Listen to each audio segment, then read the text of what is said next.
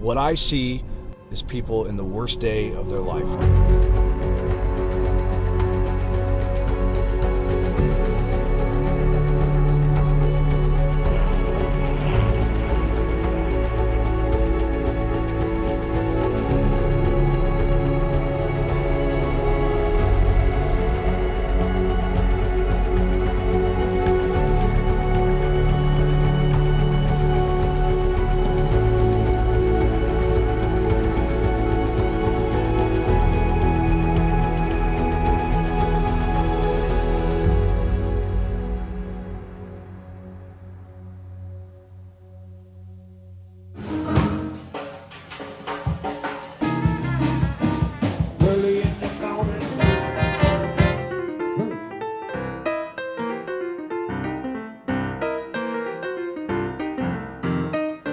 I've been coming to New Orleans for almost 20 years. This is really a second home for me, a place that I've learned to really love. This town has gone through everything you can imagine. This is the epicenter, really, of weather events in America.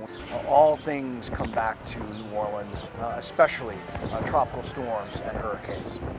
It's times like this, like right now, in late May, early June, where, you know, it's beautiful, sunny skies, humidity's not too bad. You can sit on the sidewalk and have a coffee and the famous beignet, but then all hell does break loose here. The French Quarter, where I'm at right now, took a wallop during Ida as it came in. There was a moment when I was actually standing just outside of the French Quarter, and I stepped out of the rental garage. But I just want to show you the power of this wind right now. We're very close to the Mississippi River. We hunkered down in a hotel here in the Quarter, and the folks that worked there were grilling food. There was no grocery stores, no limited police, everything, and we kind of all had a team here, got a grill from my house, we were cooking by the pool. The city's been here for over 300 years, and nobody's planning on going anywhere. I was here after Katrina, and it was a really devastating event in the city. We lost a lot of folks. That people died, people didn't come back, but the effort was here, the feeling was here that people wanted to, you know, have the city be something like it was before. That is the thing about hurricanes, is that it's always about uncertainty. You never know how bad a storm is going to be. You never know what's going to happen. And then afterwards, when you do have a bad one, you don't know how things are going to come back together. But people always have that effort. They want to come down. They want to bring back. People want to reopen their businesses. They want to get things going. You know, you guys saw it after Ida. It was like, let's get the stores open. Let's get the groceries open. We're going to cook what we got. We're going to sell something, you know, and get people fed and get people, you know, back to their jobs and back in their homes. People become very, very attached to the city. It becomes part of what, you know, it becomes home to you because you're part of all that. The people here are unique, that they refuse to say anything differently than this is home. Lafitte is one of those places where after Hurricane Ida, I showed up.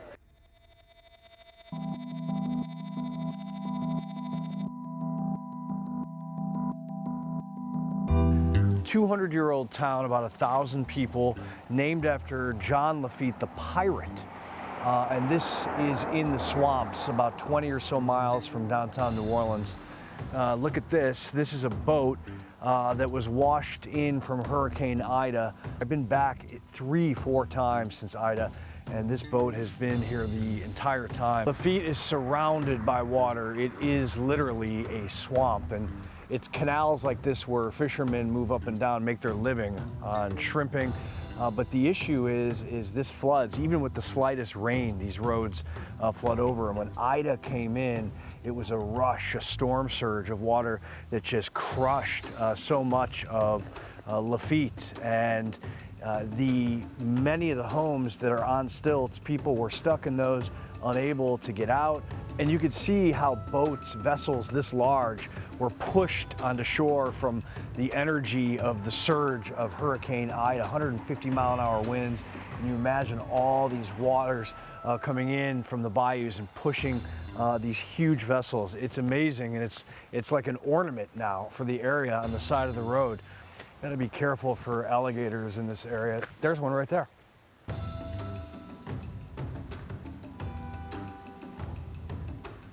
It looked like one. It is, right? Because there's no boat. There's definitely something moving there.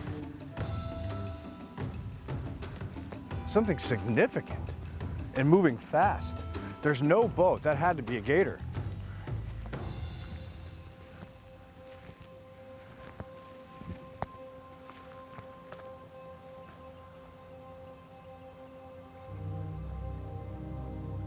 Oh, I saw it come across very fast.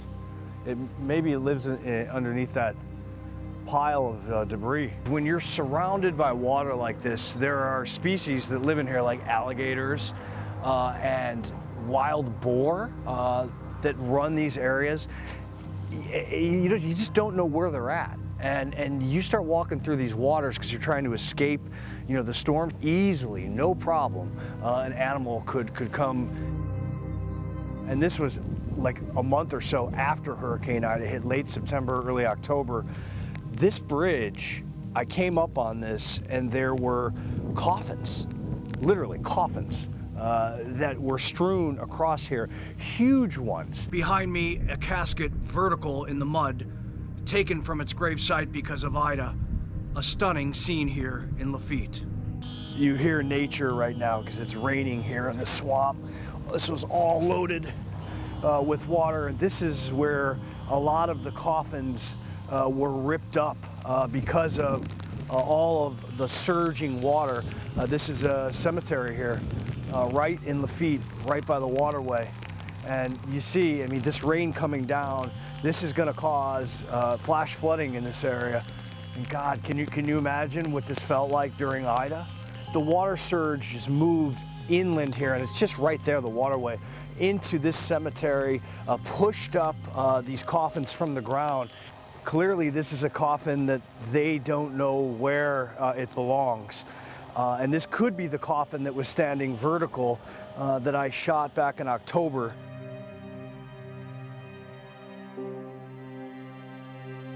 Drive by and I'll see somebody and I'll think to myself, just catch their eyes for a second, and I'll think, yeah, I bet they got a story that they can tell me, and it will be something that America is going to want to hear. We were pretty shocked to see the conditions, after the storm.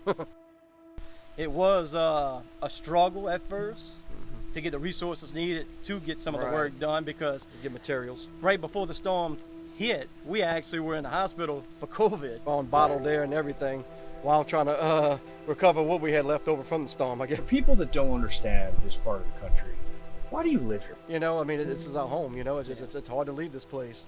This is where we were brought up. This is our culture, and this is what we love to do. And of course, we don't like to fight hurricanes, but sometimes it's a price you got to pay, to live in where you want to be. Yeah, I love being down here.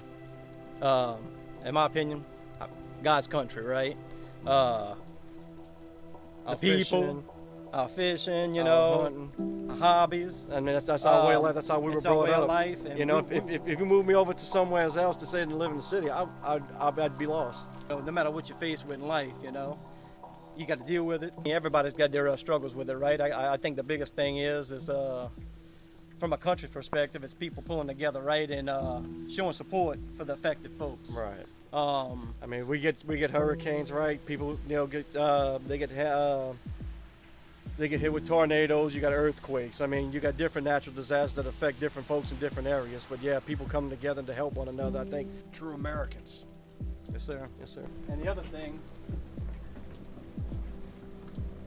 between getting sick with COVID, coming out the hospital, to, getting prepared for a storm, we also had to deal with the passing of our mother-in-law at the same time. Yeah, she came into the hospital a week after I did, and she passed away.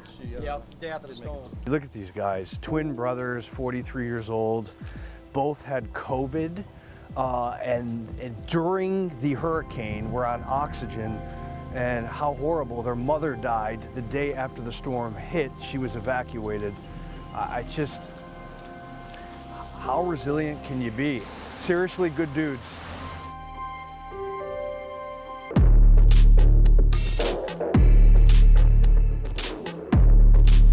God, Look at this. This truck on the side of the road here, about 10 miles from Grand Isle. Destruction pretty much everywhere, dotted on the drive down to the coastline.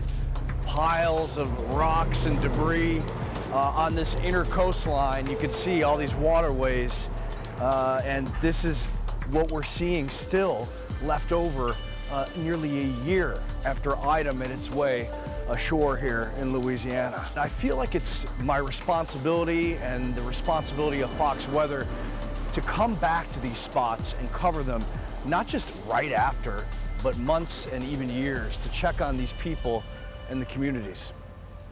Let's go down to Grand Isle and see how they're doing. At Fox Weather, no matter the situation, we've got you covered.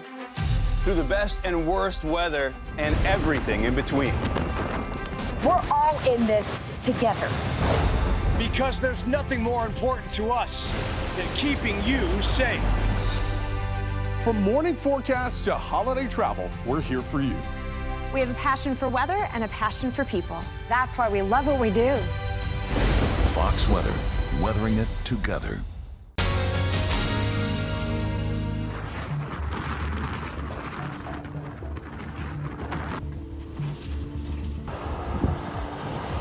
Grand Isle, Louisiana. Barrier Island, about 7 miles long, 1 mile wide. A place that's just taken a whooping. Over 75% of the structures on that barrier island, all the homes, the businesses, snapped in half like toys, like nothing. You know, it was uninhabitable after Hurricane Ida. It took me 2 days after Hurricane Ida to figure out a pathway to get down to there. It's about a 2.5-hour drive. It's been days since anyone could get down here to Grand Isle, Louisiana, on the coastline where Hurricane Ida came in, whipping those strong Category 4 winds, and it is 360 degrees, unfortunately, of destruction, as you can see. Sadly, even with the hard work of many, much of the island is still in shambles. What kind of toll is this taking on you personally? Well, it's tough. It's a lot of work. You know, I don't want to tell nobody no. You know, I just got to keep strong. I got a council meeting in a little while. You know, as long as there's one grain of sand to plant the American flag, we ain't going nowhere. I'm sorry. Grand Isle. Last time I talked to the mayor here, he was really emotional. That was 6 months after Ida. We'll see. Hey, Mayor. Hey, Rob. Good to see you. Good to see you. Yes, good to see you. Thanks for having us. I appreciate it. Yes, I appreciate you coming because we need attention to show the rest of the world that it's worth saving this island. You'll see the trenches in between the summer homes and the levees. Yeah, we're working with FEMA to come in and restore all this. So by getting a contract through the state and through the parish, we just got okayed to come in and dig out ditches and then sift the sand up and put it back in a hole to give us protection. So you can see in different areas here with the sand we put in to build up the levee back. And then also you can see the rocks that we're getting ready to show you in a few minutes, how rocks work and where rocks are not there. So, you know, meeting with the president a month after the storm and told him we needed to continue. We needed about $50 million to come in and put some rocks in the side. I got a call this morning with the Corps, and the Corps is coming in to spend about $122 million, but they want to restore some of the gaps that we have that's got some sandbags. I'm a little concerned about just a Category 2 coming in and just telling me that, you know, that comes on this island with no protection like it is, it'll cut the island in half. You came here a week ago throwing a cast net. You can catch all the shrimp you want with a cast net. You can't do that in Destin. You can't do that in Texas or Mississippi. So people want that seafood. They want to come in. Remind you, this went with 12 foot of water came in over this, pushed the whole beach across the whole island. I mean, you don't need to be a scientist or an engineer, it's just common sense. We're the first defense of a hurricane to protect New Orleans. 9 months later, look what's happening. It's healing. We just got to continue putting the rocks in this area. You can see these people spending their money. They love this place. And this is the kind of things that we need. You see where I put the rocks here? You got another 4,500 feet that's got to be done. And they can't get it right. But by putting it this way, you'll see how much it built up. 9 months, it built back up. And like I said, this beautiful camp's being built. They got people coming in, they're spending their money. This is the kind they want to enjoy the beach. You know, it's just common sense. You're asking me why we're resilient, why we live here? We like Hawaii, we like Puerto Rico. We belong to America. You got to be worried about this hurricane season. I am, yes, sir. We got 12 gaps, and it was bad. I got so many families in FEMA trailers. Last week, you couldn't get here. They were catching shrimp in a cast net, 20, 30 pounds in a cast net. I've never seen that. I've been a fisherman all my life, but just to catch that much shrimp. If the disaster hits, God's gonna be good. He's gonna provide crabs, shrimp, seafood. He's gonna provide food for these people, and that's the truth. You catch crabs on the beach.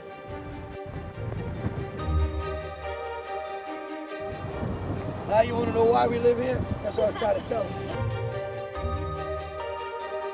Born and raised here, you know, on both sides of my families, on my mother's side and my father's side were fishermen. And it was paradise. There's no crime, there's always a wind blowing. I'm gonna put a festival out of this world because we broke. The tax bases are not here. And we're hoping people come in this weekend. We want them to come in and just come enjoy the beach. The few restaurants we got open, the few businesses that open, we're ready. We worked hard for 9 months. I own a little snowball stand. I create 16-year-olds, 6 little girls and my manager. I paid them their first check this week. And they're all excited they got a paycheck coming. And we hoping the people come in. I lost everything in there. I had a little bit of insurance. I went to the bank, I made a loan, and I'm gonna open my business. See my mom and dad do it on both sides. That's what we do in America. I don't want nothing from the government. I pay my taxes, I do the right thing. But to put 60 little girls to work, it made me proud. I'm sorry. Now all of that area trying to rebuild, but they need funds. The mayor begging, pleading with the federal government and local governments for more money to build rock barriers on the outset of those beaches to try and stop that tidal surge coming in. That's what he says they need. And he says if they don't get that, the island could get cut into thirds like a piece of cake the next major hurricane that comes in. The Fox Weather app. Make sure your Fox Weather notifications are on. Not just a forecast, an experience. Easily accessible. With the tap of a finger. Only as time passes, this is going to get worse. The power of the storm is being unleashed. Fast. Reliable. And best of all, tailored to your location and your needs. We do appreciate you joining us here on Fox Weather. Fox Weather. We've got you covered. Download the free app now and make it your own.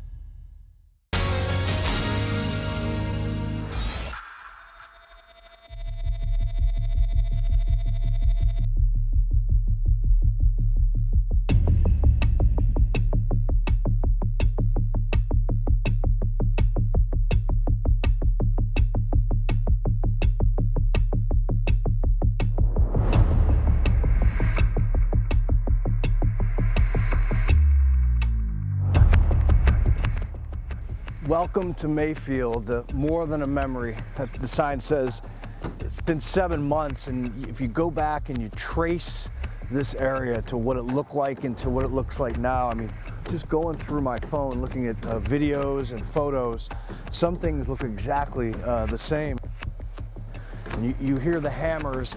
This, believe it or not, was where the Mayfield water tower was. In a region ravaged by Mother Nature. No one knows exactly how long it's going to take to clean all of this up and to get through this holiday season and try to feel some sort of hope. But there's been so much loss of life and so much devastation that the road ahead is going to be long and tough. And now you see these folks, contractors from Alabama, that actually came up and they're trying to assemble the base and then they will begin to build the tower. I guess, in a sense, a metaphor for everything here. This is what you see all over Mayfield right now is homes in rubble. Look at this.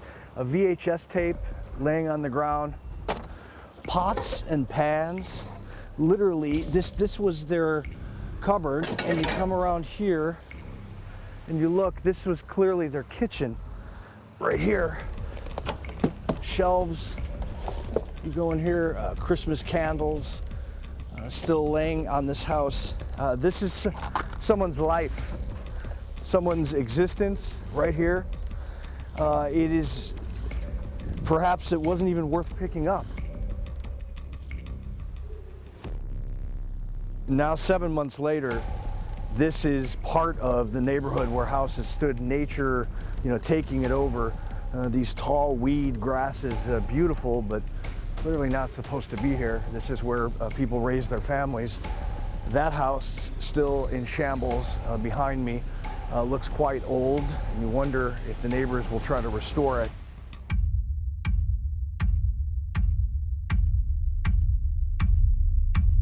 One of those neighborhoods that I was walking through, reporting on live in the aftermath. And so now the big question is, where do people live? Where do they find funds and shelter? I'm in a kitchen with no wall. As I step down, you can see behind me. This is the concerning part, as winter months are ahead and the cold, and this disaster that continues to unfold even though the tornado has passed. I'm amazed to see they're starting to rebuild here, and I'm curious to know as to how that's going, and who the owners are, if the same people that used to live here or not. We were in the process of doing some development in a nearby town, Paducah, and after this happened, my stepdad lived in this area, and so we've changed our minds and we moved over to this area, and so we bought 8 lots, and the goal was to kind of do a development here to help people, give people opportunities to come back to houses. We bought 8 lots in this area, right beside the court square, and we're trying to build 8 3-bedroom, 2-bath houses just to provide housing for some people and give them opportunities to buy some houses and move back to the area. It's been a tough situation for the community. Right now it's just, how to rebuild. What's the next steps? What's the stages? I know Mayfield's just hired an urban planning to come in, and so it's trying to find out where to go.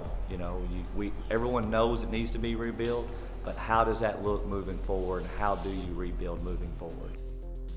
Mayfield, in a sense, a quintessential American town, surrounded by rural areas, historic. Now you drive around and you see the slates of what was. Will Mayfield come back? My hope is Mayfield will come back. I think the city's doing a lot of planning to try to make sure it comes back. It's a time to, after the disaster, to look and see where Mayfield needed to go. They got to think about bringing industry back into the community, so therefore we can have people coming back in for housing. So I think it'll come back. A lot of people are talking about housing. A lot of people are talking about building certain types of housing, but it's actually seeing it happen.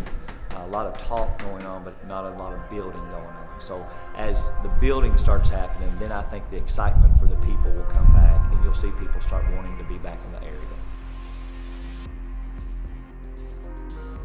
For anyone across America watching this that followed this tornado and the aftermath so intensely, what's your message to them? This is a good community. It was a disaster. It was horrific. A lot of, several lost their lives, but I think Mayfield will stand together and start rebuilding, and we'll see it come back.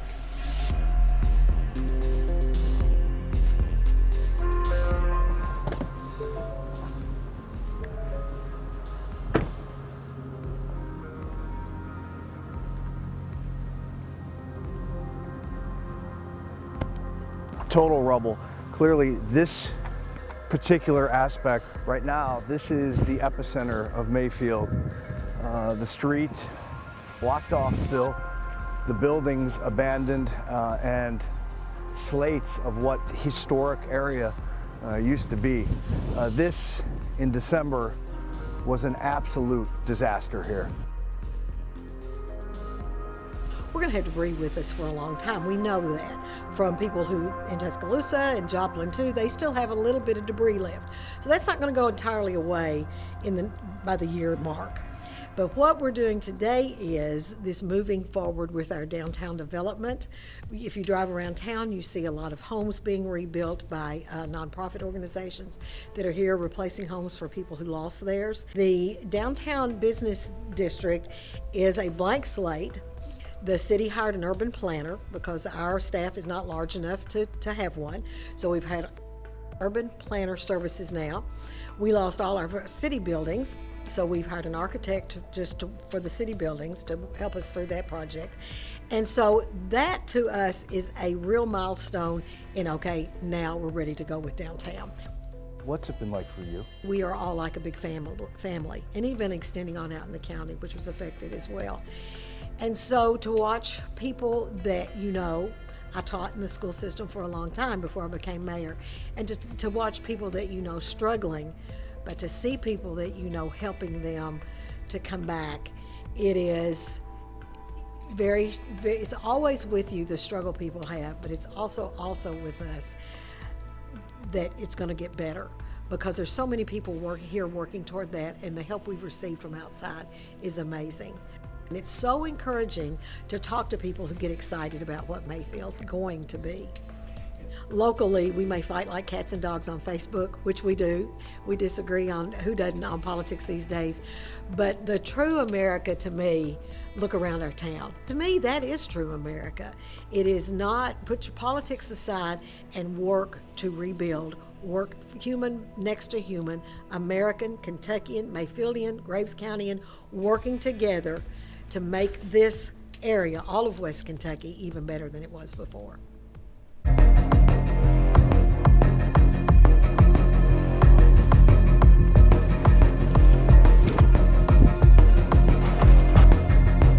This is Dawson Springs, Kentucky, or what's left of it. You can see the debris field here. Aluminum from roofs. You have wood boards with nails from homes all over. People's belongings, pillows, clothes, picture albums, someone's fence here. This is the same exact spot that you just saw me walking through just 2 days after the tornado hit. My goodness, look at it now. Mostly cleared out, certainly not piles of people's belongings. The trees behind, many of them torn down as well. And you take a look at this neighborhood. There are slabs where there used to be homes. Now there is a rebuilding process here in Dawson Springs, not too far away from Mayfield, Kentucky. In Dawson Springs, Kentucky, a town of about 2,600 people, about 75% of it is leveled. There are people mourning here today like you cannot imagine. One of them is Billy West. I actually lost my mother, Marcia Hall, my aunt Carol Grisham, in the storms on Friday night here in Dawson Springs, Kentucky. Words can't express how I feel right now.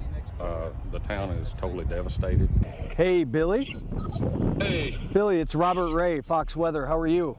Good. We just kind of, like I said, you can probably see the change around through there now that things are getting cleaned up. Well, the neighborhood is very clean, but just a shell of itself, unfortunately. Yeah. Yeah, and then they've been working on a monument they're going to put right over probably right there where Gary and Barbara were on the corner there across from my mom. Yeah. Right over there. It'll be a great tribute to your mom and your aunt and the others. Yeah. Billy, I'm sitting on the front stoops of your mother's house right now. And I'm just thinking back to that day that I interviewed you and we were walking on Fox Weather Live and what a difference it looks like today. But ultimately, how are you and your family doing emotionally after all this still? It's just been, like I say, a day-by-day thing, and, we think about it every day, and there's times that, I'm coming to work and I'm trying to get the call button, to call Mom, because that's usually when I talk to her, on the way to work. My son, he's had his moments, and, wife, because, that was their morning routine was stopping up by there, and it's been a change for him. They're still finding pictures in other counties, some up in Indiana they found. Amazing. It's almost unfathomable, remarkable. Yeah, that it sits up there and floats in the air like that. I'm glad we connected, so thank you. All right, bud. They found photos of families, perhaps not from this house. Debris was lifted 50,000 feet in the air and has been found up to 200 miles away from this location. But, you know, here is a picture of two little kids. You can't even make it out at this point, but a couple. So we'll leave this back here for anyone that may discover it, put the brick back on it. And then there are stuff like this, a Tonka truck for a little kid. It is the neighborhood that was in Dawson Springs, no more. Just very sad. Hello, Fox Weather users. I'm Janice Dean. The Fox Weather app is changing the game with custom features you've got to take advantage of. I'm here to guide you through these features so you can get the most out of your Fox Weather experience. Let me tell you about my favorite feature on the Fox Weather app, Future View. Fox Future View is a feature you can't find anywhere else. With a few simple steps, Future View allows you to track the weather in advance of any big events you have planned for the year. Going on vacation? Booking your honeymoon? Maybe a destination wedding or party? This is the perfect tool to help you plan ahead. Get a future forecast anywhere in the world nearly a year in advance. Here's how it works. Hit the Plan tab at the bottom of your screen. Then hit Create Event. Give it a name. Let's say Spring Break Trip. Then add a location, maybe to Miami. Pick a start and end date. Add a category and turn on notifications so we can alert you as your event gets closer. Then click Create. That's it. Give it a try now. This is just one of many great features the Fox Weather app provides to you. This app is full of all kinds of great customizable tools. So dive in and make the Fox Weather app your very own. Fox Weather, weathering it together.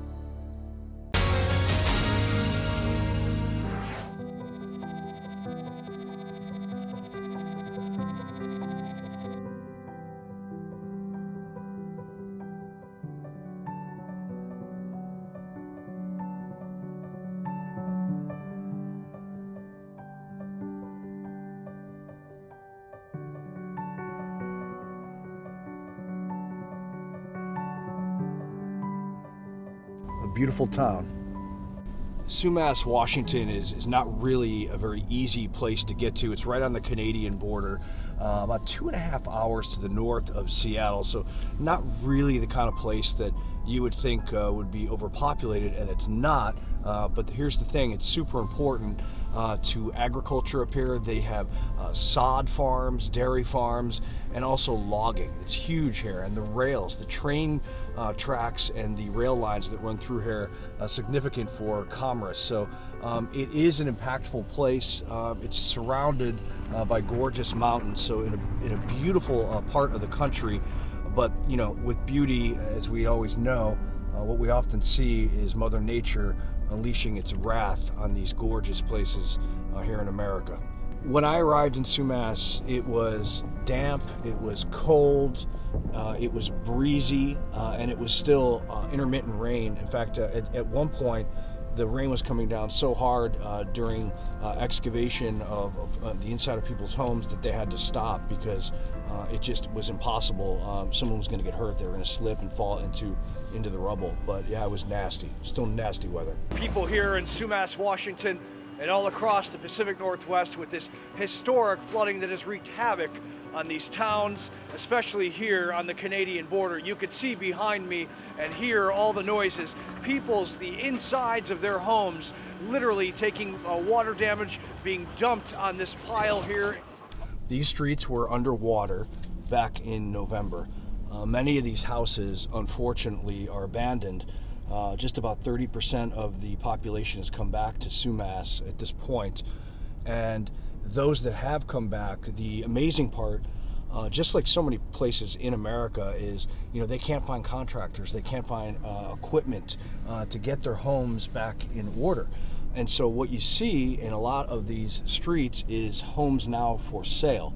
People trying to unload them. You can't blame them. Probably an easier process to do that than having to go through years of rebuilding because there's no supplies and contractors. The folks that we've talked to, the officials, are worried here, worried that they're not going to see their community rebound. This is not a large community, but it's an important one, and people have roots here. People in here for generations, and they need that bonding. They need to feel like there's a purpose, and there needs to be a reason for people to come back and build this place up. On the Canadian side is where the river overflowed its banks, went all into these tributaries and these streams and creeks, came over across the border, and the American side, Sumas, and then took over the town. This town basically became part of the river system, and when that happens, there's no stopping it. So all these houses took in water. 85% of the structures in Sumas went into a situation where they were inundated with rising and rapid waters. It's amazing to see that this area, this is where all the trains were totally destroyed and mangled. Down here, all these tracks were gone by the rushing water that just ripped them up. On their side, there was water still standing when I was here. Workers trying to excavate all this, but I mean, it's just tremendous when you think about what the river and the water did to this train system, and the fact that it's all put back together right now, even more phenomenal. But that's commerce. That's what they're going to do. They're moving as quick as possible to get business going back here on the Canadian border, and to see it like this, just 7-8 months after phenomenal work. I just hope the rest of the town makes a comeback. This is someone's appears dresser drawer here, just on the side of the road. In the water, you can see behind me this neighborhood completely submerged. This is the fire station where dozens of men and women volunteers were working for 2 days straight, rescuing hundreds of people. We talked to the fire chief back in November, and let's see if he's here again today. An incredible effort by everybody, something that I've never seen before, and it was humbling to be a part of the rescue. The seeing the men and women of the community, and then of course the great people on the fire district here. Amazing. And his brother, who is a volunteer fireman here in Sumas, actually during one of the rescues had a heart attack and had to be taken 30 miles to a hospital just south of here. Hey Chief, how are you, sir? The last time I was standing here, you guys were covered in mud. Yeah, it's still hard for me to believe, I think all of us, that there was that much water in town. What have you guys been through? I've been here all day reporting, and this has been a scene like no other. Yeah, we've been through a lot. As you can see, we got a lot of people here working, and it's been a huge outpouring of help from the community. But the flood, obviously, to start with, and of course the aftermath now, trying to clean up and get back to what we have some sort of normalcy. Yeah. You told me live on television on Fox Weather that your brother-in-law had just had a heart attack. That's my brother. Yeah. He had a heart attack. He's doing great. Yeah, you bet. He's doing real well. He's I think he was supposed to have some sort of surgery on his knee, and that's been postponed due to that. But I think that's hopefully scheduled here pretty soon. So yeah, so he's doing fine. It's just that he's not back in his house. So his house flooded. He went out and rescued people. Had a heart attack while he was doing that. Went to the hospital. Came back and started picking up his. Yeah, that's about it. Yeah, for sure. So and he's one of many. I mean, not everybody had a heart attack, but is one of many of people that have been here, and the outpouring of support and help that was given throughout the time of that, of cleaning up and stuff like that was incredible. Personally, from a standpoint of this being your hometown and you being so embedded into this town, what's it like right now for you? Is the shock over? How would you describe how you're feeling? Well, the shock is over. I think the bigger problem is kind of like when somebody is diagnosed with cancer. And they're treated and they say you're in remission or it's completely gone, and you always got that in your back of your mind, right? And that's the same with the flood here.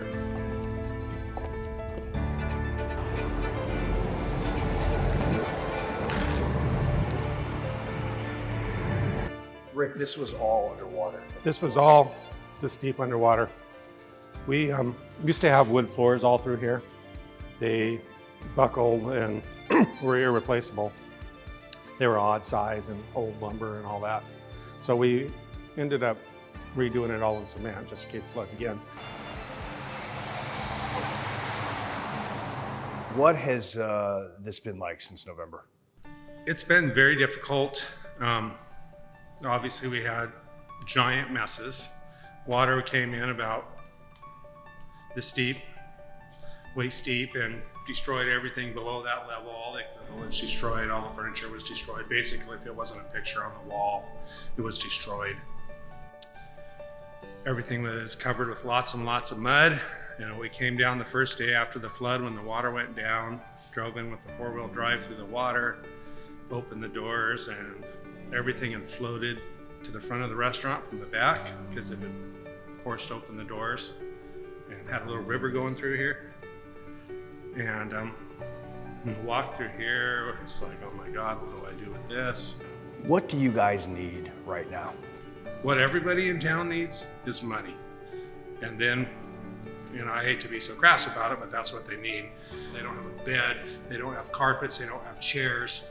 Their houses are destroyed. The walls have to be ripped out. And when every single house is destroyed, there's not enough. How are you doing personally, I mean, emotionally during a process like this? Just the shock of dealing with is so much.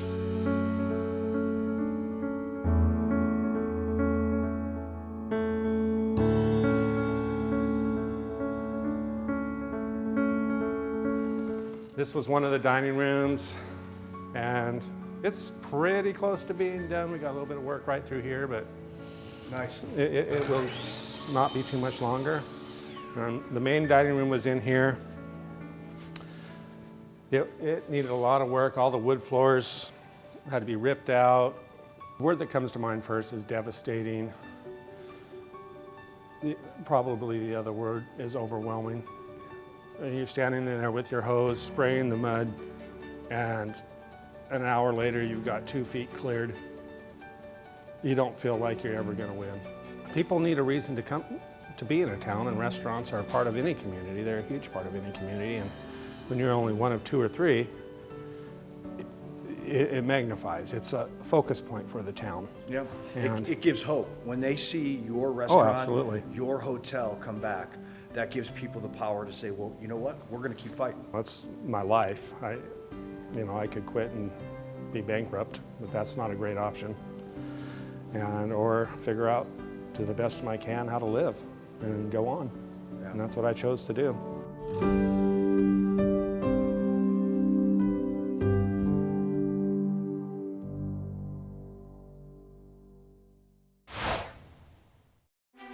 At Fox Weather, no matter the situation, we've got you covered. Through the best and worst weather and everything in between. We're all in this together. Because there's nothing more important to us than keeping you safe. From morning forecasts to holiday travel, we're here for you. We have a passion for weather and a passion for people. That's why we love what we do. Fox Weather, weathering it together.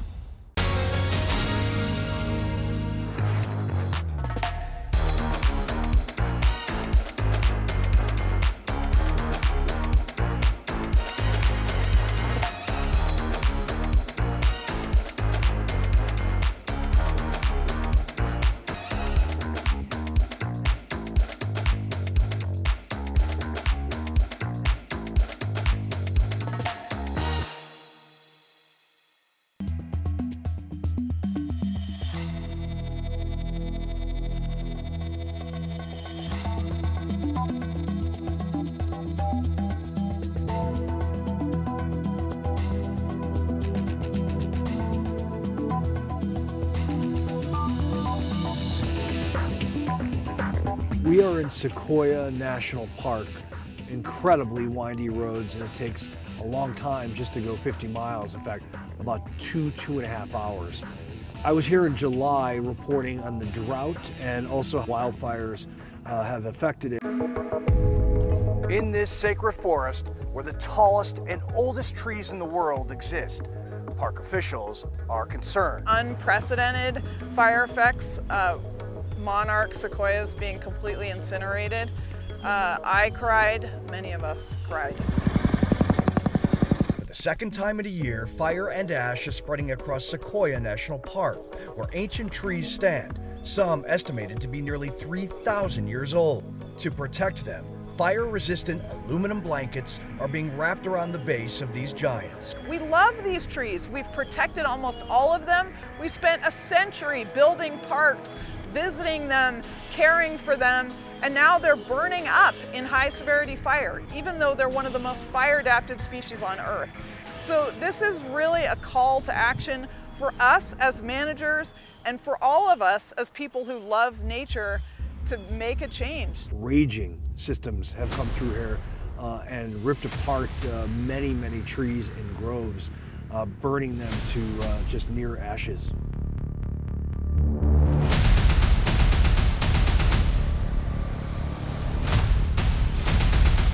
Dr. Christy Brigham has been here for years in the park. She's a very smart resource, knows a lot about the ecosystems here and the history, and she's going to shed light as to how the National Forest and the parks are trying to figure out a way to combat not only this incredible drought, but certain wildfires once again. Where are we right now? We're standing in Giant Forest, which is one of the largest sequoia groves in the world, and we're standing behind us is the General Sherman tree, which is the largest tree in the world, the largest living organism in the world. It has been a rough few years for giant sequoias. We had an extended drought 2012 through 2016, which was especially severe here in the Southern Sierra, killed millions of trees. Did not kill many giant sequoias. They're very tough trees, they need a lot of water, but they did very well during the drought. But after the drought, because of all those dead trees and fire suppression, we started to have devastating wildfires. And that is the main impact right now. We estimate we've lost 19% of the world's population of large sequoias just in the last 2 years of fires. There will be more fire, and with drought and dead trees, we really need to prepare. Talk to me about some of the preparations the National Park Service is doing, and you guys specifically on the ground to combat potential future wildfires. We've really reached a tipping point with the management of these forests that people really love and have come to rely on as a place to bring their families and future generations. We can no longer rely on passive management. These are some of the most fire-adapted species on Earth. So the fact that we're having wildfires that have killed 19% of the population is a wake-up call. These places that we love and have chosen to protect will not be here if we do not take more active stewardship actions. So I'm headed to talk to Jim Crawl with CAL FIRE, and he's been on the front lines of these systems, these wildfires that have come through Sequoia National Park, and he's going to shed insight as to exactly how they're combating the drought and the upcoming fire season once again. It's like, the first time you see the ocean. It really is. It just kind of puts everything into perspective, And it just takes your senses away. It does. You realize how you're just a very small part of this ecosystem that we live in. Yes. And certainly these trees are the toughest as they are ancient and older than any of us will ever live. Yep. This tree was completely burned out. It's hollowed, but it is alive, correct? It is alive right now. It's alive right now. Got a couple living branches on it, and the circumference is huge. Yeah, this is a moderate-sized tree up here. Moderate. Let's go inside. Take a look at this. This is hollowed out. And this tree easily over 1,000 years old. It's ancient, and now it's hollowed out, but yet alive. The fire began up top, right? Right. So, the living part of the tree is not in here where we're standing. It's that very thin layer of cambium that is just under the bark. It's time to act right now. We need to do something, and unfortunately, when events like this happen, I think it's I think as land managers, it's our responsibility to go back in there and try to reforest and reclaim those areas that burn, to get that habitat component back and get all the other benefits that come with managing a forest. This is a ponderosa pine, 1-year-old seedling.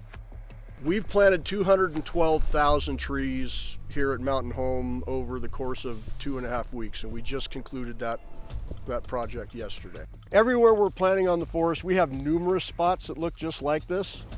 Some of them we haven't done any logging yet. So, we've still got all the standing trees, some that you see in the background, and we're planting through that. It's just incredible to think that these seedlings that they've planted here at some point will grow to be giants just like these. But my goodness, the time it will take and the energy through nature and all the years of survival that this forest will have to go through in these harsh conditions in the Sierra Nevadas. Just a tremendous scene here, humbling as a human being to see it. I've been the manager here since 2008, and this is somewhat akin to losing a child. I've loved this place and nurtured it, and I never really figured that my swan song as the manager here was going to be a reforestation. This is an emotional time for him. Jim feels that he needs to be part of this land to help preserve it because he lives here. This is where his livelihood is. If we all don't take care of places like this, they will go away.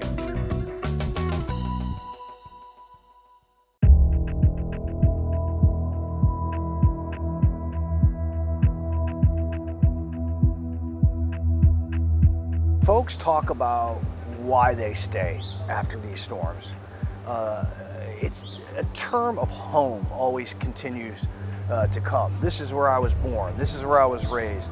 This is where I learned how to hunt. This is where, I played sports. This is where my family is. This is where my community is.